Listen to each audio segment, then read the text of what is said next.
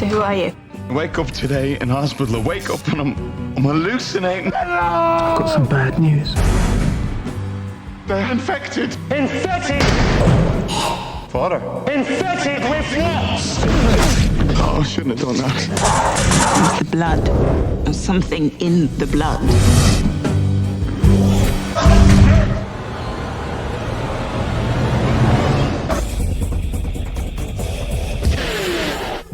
Lesson 1. You never go anywhere alone unless you've got no choice. Hello? Lesson 2. You only travel during daylight unless you've got no choice. This really is a bad idea. You know why? It's obviously a bad idea. We have to leave now. More will be coming. They always do.